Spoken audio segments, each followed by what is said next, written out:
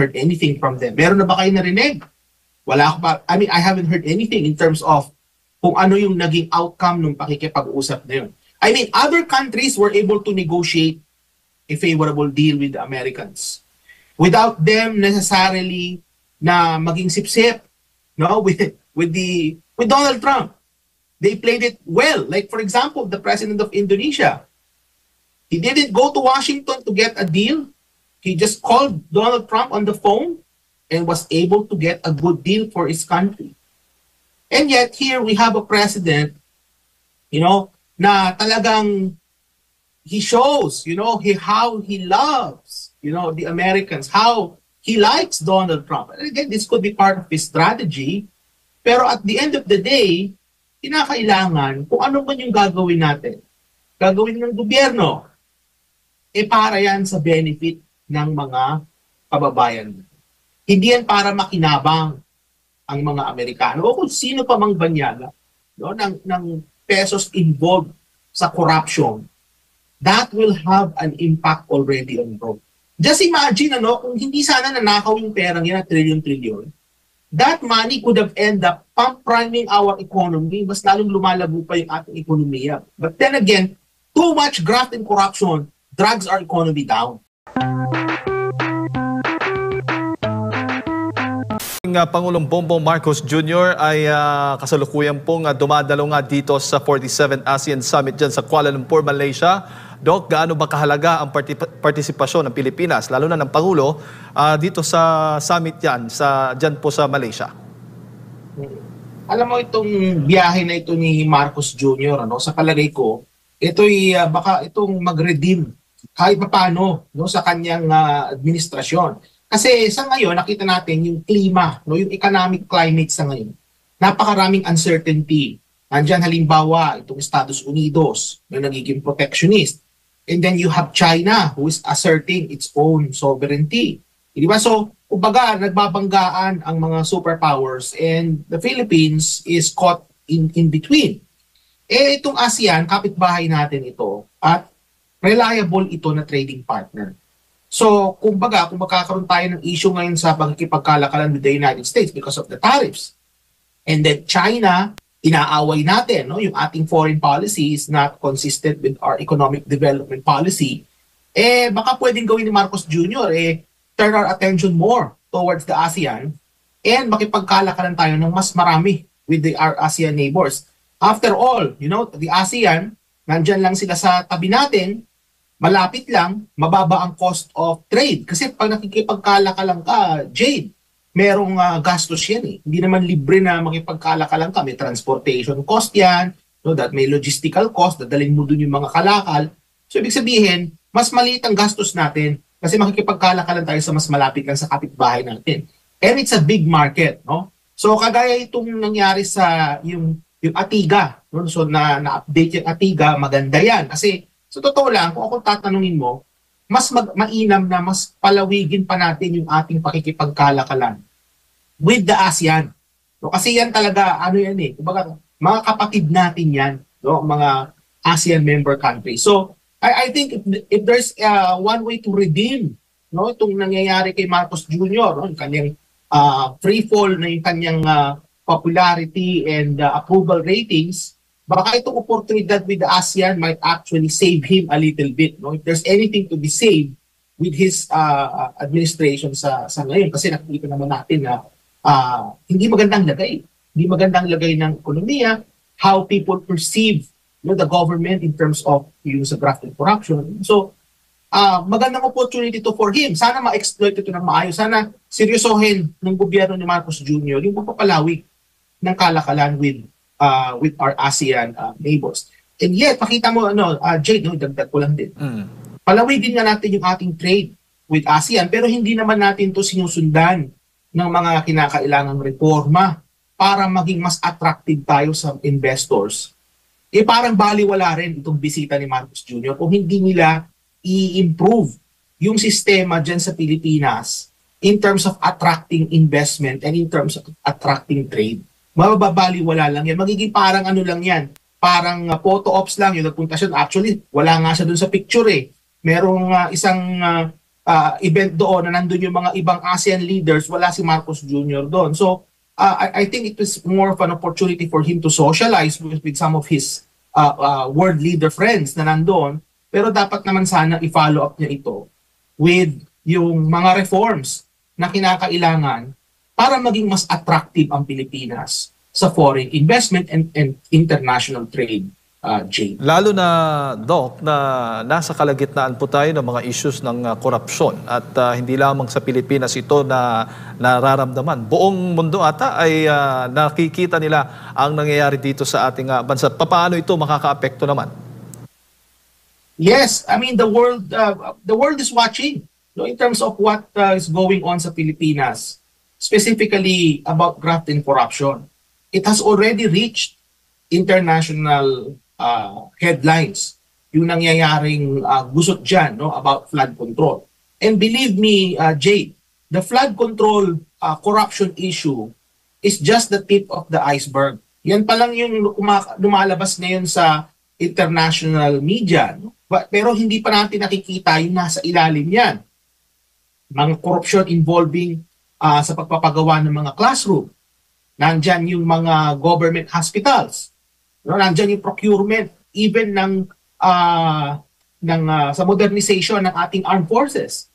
Procurement ng mga armas para sa ating mga uniform personnel. Kumbaga makikita mo, no, systemic kasi ang corruption sa Pilipinas eh. And yung nabibigyan ng attention sa ngayon, yan lang yung tuktok ng iceberg, mga kababayan. We haven't seen the bottom, ang lalim yan. No? So, just imagine, kung doon pa lang sa flood control, ganyan na yung impact sa international community, what more pa pag na-expose pa yung nasa ilalim. So, kagaya halimbawa nga sa kaso ng president ng South Korea, sabi niya, hindi na muna nila tayo tutulungan in terms of official development assistance kasi mapupunta lang sa kurakot yung pera ng taxpayers ng mga South Korean. Other leaders are watching. Diyan ang United States. Even the United States already issued a warning to Marcos Jr. Kasi nga naman, ang Amerikano, they are already, kumbaga yung kanilang economy, hindi na sila kasing lakas kaysa kagaya nung araw. And they're trying to recover back what they lost. Specifically sa manufacturing, wala na magmamanufacture doon, wala na, lumipat na ng China, lumipat na ng Mexico yung manufacturing. So they're using all the economic tools that they could use para maibalik yung manufacturing sa kanila, Jay. So, and they're very prudent with their taxpayer dollars. So kung yung taxpayer dollars nila na itutulong sana sa Pilipinas, ay mapupunta lang sa bulsa ng mga contractor at mga kurakot, ayaw nila yan. No? So even the United States already gave a warning to Marcos Jr. So ibig sabihin, the world is watching. Di ba kung anong gagawin nila? Kaya mahalaga, no, itong pagpunta ni Marcos Jr. sa ASEAN kasi pwede niyang isignal sa international community na meron silang ginagawa. No? But then again, kung hindi nila i-follow up yan with the reforms, parang baliwala lang yan. Nagsasayang lang tayo ng oras. Sayang lang yung pera ng taong bayan na ginasto doon sa delegation ni Marcos Jr. na pumunta sa Kuala Lumpur para din sa ASEAN Summit. It's a waste of money if hindi nila pinalo up yan in terms of the necessary na mga pagbabago na kinakailangan. Kailangan may mga makulong dyan, Jade, sa issue ng flood control at sa iba pang korupsyon. Kailangan may mga malalaking isda. Sabi nga ni Senator Marcoleta, kaya ang hinuhuli lang natin yung mga maliliit lang, yung mga sapsap. No, kailangan natin yung mga malalaking isda. So we need our laws, and our justice system to work as it should, to prosecute and to actually take into account itong mga taong ito, no, that have used public money for their own selfish interests, Jay. Doc, sa inyo pong pagsusuri, anong sektor ho ba ng ating ekonomiya ang nakikita po ninyong maaring mas palakasin pa bunga ng mga kasunduang magaganap sa pagitan ng ating bansa, ng Pangulo at ng members ng ASEAN? Malawak yan, Jade, kasi unang-una, marami tayong produkto na kinakalakal natin with our neighbors sa ASEAN. Buhat sa mga produktong agricultural products, but then it also includes manufactured goods. Kasi may manufacturing naman tayo . although manufacturing natin, it has been lowest in the last 50 years, may manufacturing pa naman tayo kahit kakarampot. Doon na ikakalakal natin with our ASEAN neighbor. So, malawak yan, Jay. No? So, may industry, merong services, at agriculture. No? Yan yung mga sektor na sa palagay ko, no, na talagang makikinabang if we are to open more, no, sa pakikipagkalakalan with our neighbors in the ASEAN. Not to mention, Jay, are tourism opportunities. No? Kasi malaking market din for tourism yung mga nasa kapitbahay natin sa ASEAN. It's very close, and also may mga member countries na may mga growing middle class, that they would want to experience the Philippines, in terms of tourism.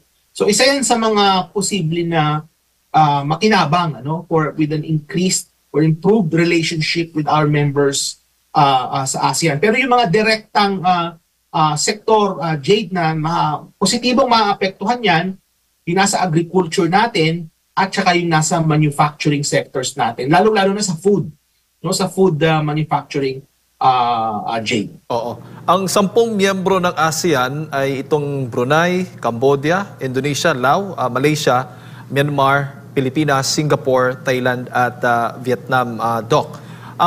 May possible effect ho ba sa summit ng summit na ito sa presyo ng bilihin, sa trabaho at sa palitan ng piso kontra dolyar?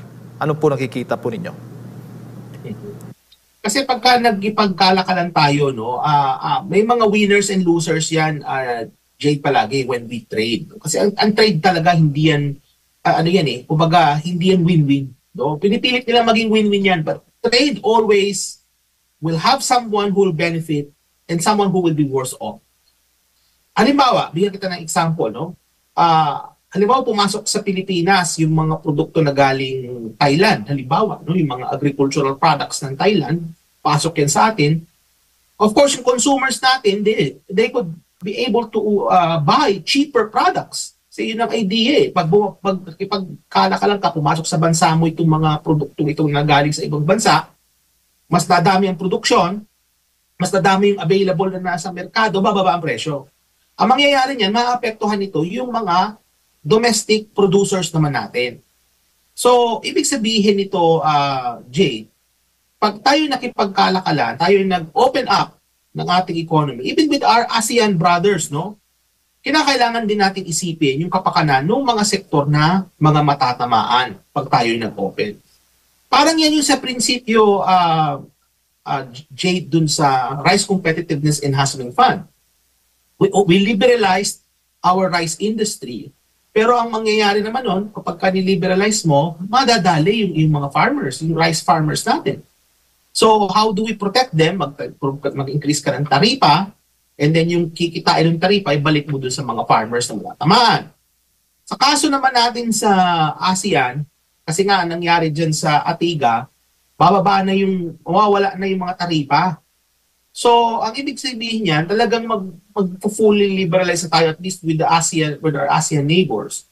Pero ang dapat din natin isipin dito is what to do with those sectors na madadali, na matatamaan.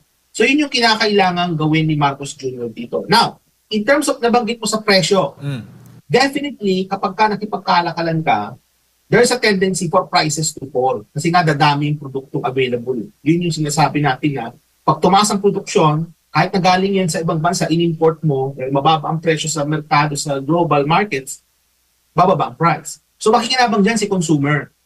But we have to be cognizant na maapektuhan din yung ating mga sellers, yung mga producer natin na matatamaan. So ang aking policy, prescription, Admar, is let us use some of our fiscal tools para matulungan yung mga sektor na matatamaan. So halimbawa, may proposal si Representative Kiko Barsaga na tanggalin yung value-added tax.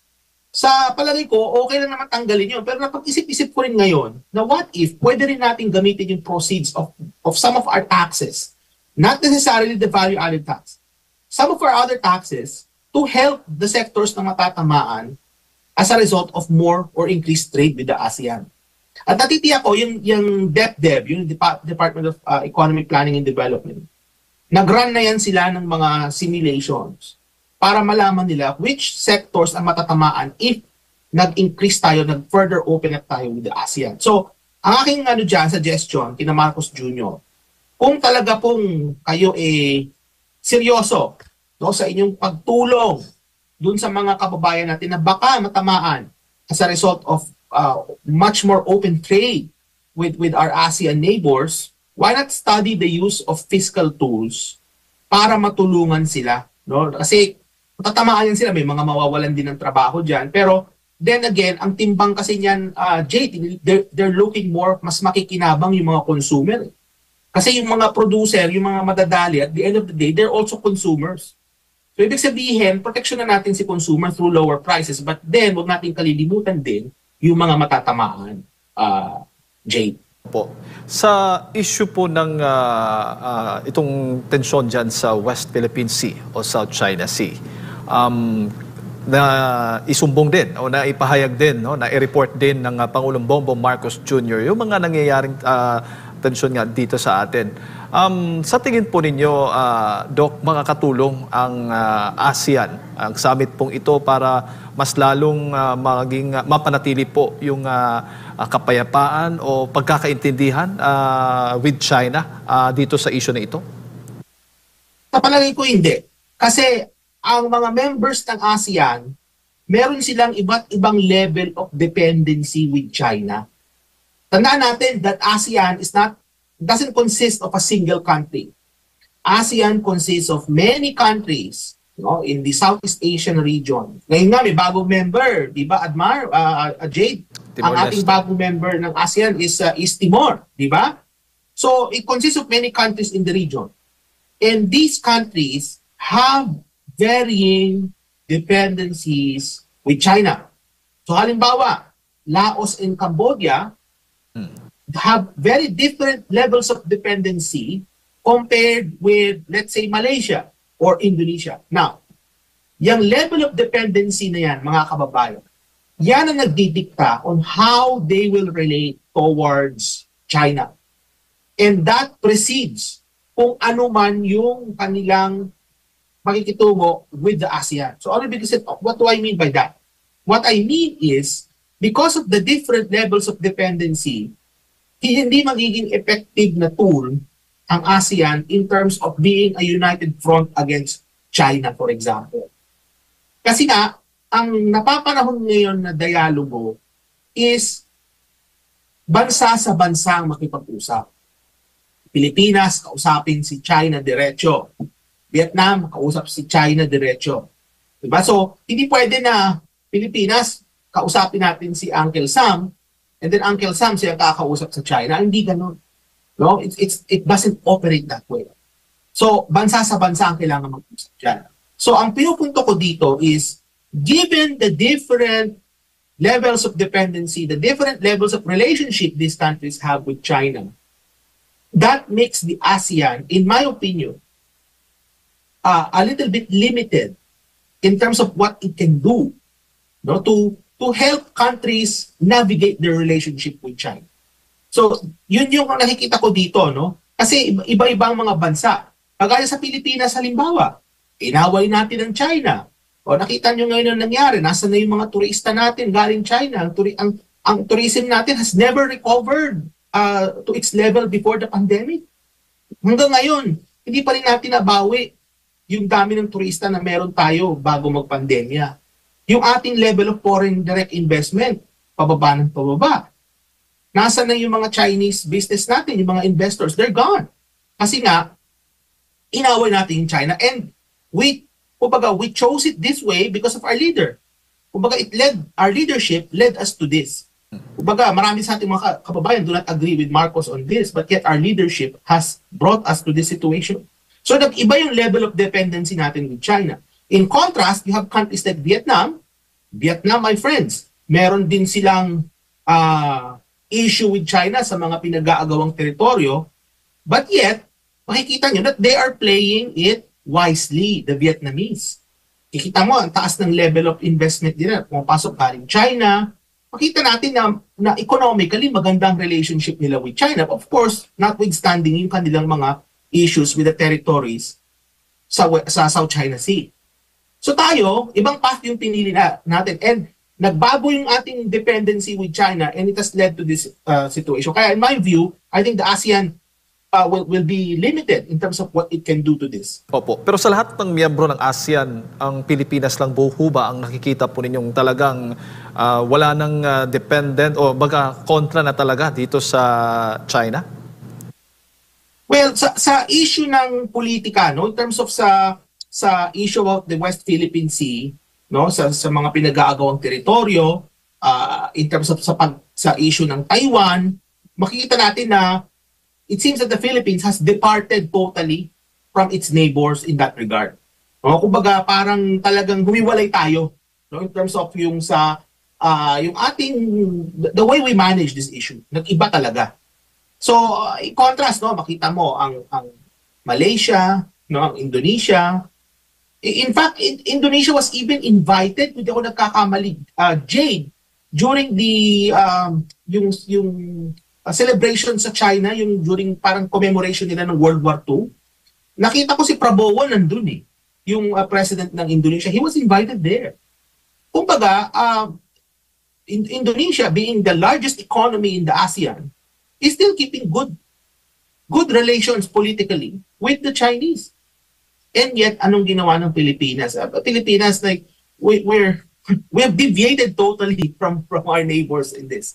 So, kumbaga, now we are suffering the consequence of this kind of foreign policy na hindi consistent dun sa economic development policy ng bansa. Kumbaga, kumbaga, nararamdaman na natin ngayon yung epekto, no, nung klase ng pamumuno at direksyon na kung saan tayo dinala ni Marcos Jr. We're feeling it now. Diba? So, on top of that, may corruption pa. No? At yung corruption na pinakamalala sa kasaysayan natin is happening in our very eyes as we speak.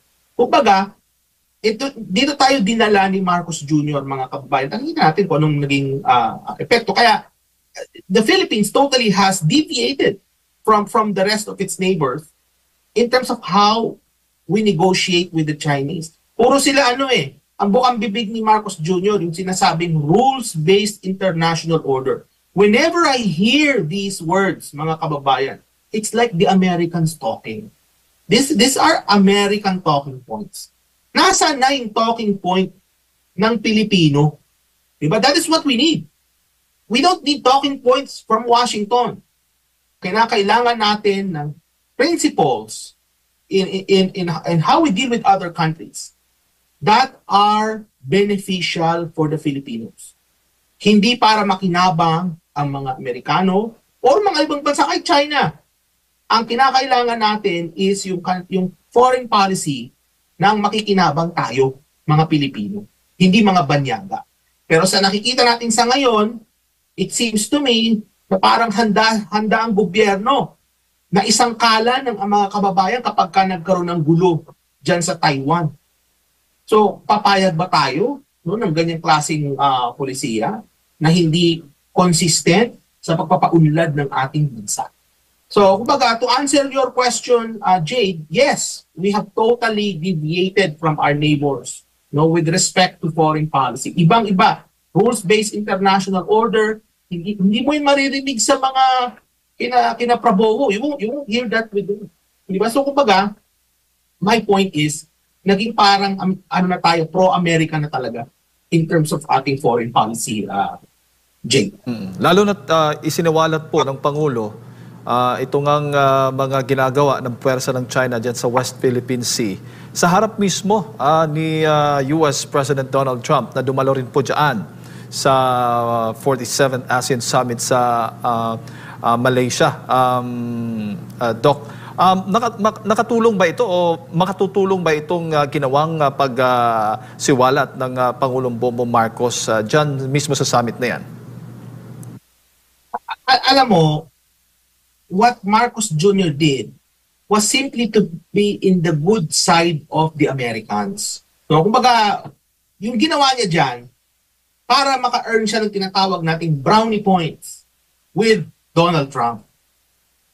Saan tayo dinala nito mga kababayan? Tingnan nyo ha, nung nagtaas ng taripa si Donald Trump, nag-negotiate ang ating bansa, no, para magkaroon tayo ng di umano, mas magandang trade deal with the Americans. Meron na ba tayong narinig mula sa gobyerno kung anong nangyari dun sa trade deal na yun? Ano ang give up natin para tayo makakuha ng magandang trade deal? Di umano, with the Americans. Has the government been transparent to us in terms of kung ano yung give up natin? We haven't heard anything from them. Meron na ba kayo narinig? Wala ako pa. I mean, I haven't heard anything in terms of kung ano yung naging outcome ng pakikipag-usap na yun. I mean, other countries were able to negotiate a favorable deal with the Americans without them necessarily na maging sip-sip, no, with Donald Trump. They played it well. Like, for example, the president of Indonesia. He didn't go to Washington to get a deal. He just called Donald Trump on the phone and was able to get a good deal for his country. And yet, here we have a president, na talagang he shows, how he loves, the Americans, how he likes Donald Trump. And again, this could be part of his strategy. Pero at the end of the day, kinakailangan kung ano man yung gagawin natin, gagawin ng gobyerno, para yan sa benefit ng mga kababayan. Hindi yan para makinabang ang mga Amerikano o kung sino pa mang banyaga. So yung pagbubulgar dyan ni Marcos Jr., I think that was his part of his strategy to be on the good side of Trump. But again, it remains to be seen if this will lead to better economic outcomes for us. I highly doubt it kasi nakita na rin natin in the last 3 years kung ano yung nangyari. The last 3 years, what we saw is kung ano pa yung mangyayari sa 2.5 years na natitira ni Marcos Jr. So I think it's just more pakitang gilas lang yan with the Americans. And I think walang maidudulot yung maganda sa atin. Bago ko lang ipasa kay Partner Admar, Doc, sa tingin mo bilang isang ekonomista, dapat bang ipagpatuloy, panatilihin itong ganitong paninindigan ng Pilipinas laban sa China? O kailangang baguhin na at ibahin yung ating direksyon para mas lalo pang uunlad yung ating kalakalan at pamumuhunan dito sa ating bansa with China? In terms of yung ating ugnayan panlabas, wala tayong dapat na kakampi, wala din tayong dapat na kaaway. In terms of yung ating pagkikitungo sa mga ibang bansa, yung tinatawag nating community of nations, kinakailangan dyan, kaibigan natin silang lahat. Kasi ang Pilipinas, mga kababayan, we are a country of good people. We are a country of friendly and hospitable people. Diba? Kung pupunta ang mga bisita sa bahay ng isang Pilipino, open arms tayo sa mga bisita. Mabait tayo as a nation.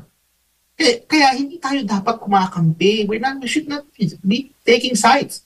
In fact, as far as foreign policy goes, ang priority natin is yung welfare ng ating libo-libong mga overseas Filipino workers. Just imagine kung nagkaroon ng gulo dyan sa Taiwan. What do you think will happen to probably around 300,000 Filipinos? So ang priority natin, it's not to be good with the Americans. It's not to be good with the Chinese, not even them. We are accountable, the government that is. They're accountable to the Filipino people. Mapa nasa labas yan ng bansa o nasa loob ng bansa. So ibig sabihin, as far as foreign policy goes, the kind of foreign policy that we should aim for is kung paano mapapangalagaan ang welfare ng mga Filipinos overseas. And of course, yung klase ng foreign policy, since naitanong mo yan, Jade, the kind of foreign policy that we should pursue is something that is consistent with our economic development. Kailangan magkakampi yan dalawang polisiya na yun. Hindi pwedeng yung policy natin ng yung ating ugnayang panlabas is salungat sa ating economic development policy. In other words, kung ano man yung ating foreign policy, ang end game niyan is napabuti ba nito ang buhay ng ordinaryong Pilipino? Whether that Filipino is outside or more so sa nasa loob ng Pilipinas. Ganong klaseng foreign policy ang dapat na meron tayo. But then sa ngayon, base sa aking opinion na sa aking nakikita, is parang na yung ating foreign policy has been captured na merong ibang interest, no, na nakikinabang in terms of ating foreign policy. So, I think, Jay, there's still time to change course. No, hindi pa naman huli ang lahat. Ako naniniwala dyan, no, sa Pilipinas, hindi pa tayo huli. Pwede pang mabago yan at hindi pa huli ang lahat. Doc, magandang umaga at belated happy birthday pala sa iyo. Oy, salamat, Admar. Salamat sa pagbate. Dito po sa, nakikita nyo po ba na may epekto itong, kasi alam natin itong controversial na flood control projects, natapos ngang ma-flag down ito dahil nga sa issue ng corruption, for sure, parang magkakaroon ba na itong pagtitigil muna dito sa mga construction nito habang ongoing yung investigation. Makaka-apekto po ba ito sa takbo ng ating ekonomiya? Kasi may pahayag po ang DBM na yung pag-slow down ng government infrastructure spending, lalo na dahil nga dito sa controversial na issue ng flood control, ay hindi makaka-apekto sa gross domestic product target po ng ating bansa. Para po sa inyo, Doc, kasi meron pa siyang binabanggit dito dahil nga merong tinatawag na mga catch-up measures, kabilang na yung mga post-election spending, mga soft infrastructure na upcoming daw, kagaya po ng mga hospital, mga regional health centers. Ano po ang masasabi niyo po dito, Doc? Kasi itong nangyayari sa flood control, which is again, as I've said, this is just the tip of the iceberg in terms of how bad graft and corruption has become under the administration of Marcos Jr. Alam na natin nung araw pa may corruption na pero talaga napakalala ngayon. And that corruption, yung napakalalang corruption na yan, that sends a signal not just to domestic producers, no, yung mga negosyante within the Philippines, yung mga Filipino business people. In fact, umalma na nga sila last week or 2 weeks ago, like nag-run sila ng full-page ad sa isang dyaryo, no, that they are saying Marcos needs to do things, no, to be accountable and so on. But then it also sends a signal to foreign investors. Now, these signals ultimately will find their way to have an impact on economic growth. So, kumbaga, because of graft and corruption, halimbawa, mayroong proyektong hindi natuloy, kagaya ng isang flood control project, and then alam natin na nagbabago ang klima. Diba? So, because of climate change, yung ating mga bagyo na dumadating sa atin, hindi lang dumarami, mas lalong malakas at mas maraming ulan ang dinadala. So, kung itong mga flood control projects na ito ay ma-delay, o kaya yung iba pa ay makansila, no, ang mangyayari niyan is makaka-apekto yan in terms of yung resiliency ng ating ekonomiya.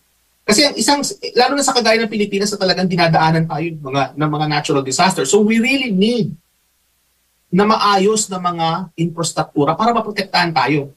At yung pagpoprotekta niyan sa atin, by extension, also protects the economy. And if the economy is protected, yung ating economic growth will be ensured. So kumbaga, any delay sa mga proyektong yan will have an impact on growth, that is for sure. Kaya, hindi ako naniniwala doon sa sinasabi nila na wala daw impact yan, na may mga mitigation measures. I mean, given the scale we're talking about in terms of trillions, no, ng pesos involved sa corruption, that will have an impact already on growth. Just imagine, kung hindi sana nanakaw yung perang yan na trillion-trillion, that money could have ended up pump-priming our economy, mas lalong lumalabo pa yung ating ekonomiya. But then again, too much graft and corruption drags our economy down.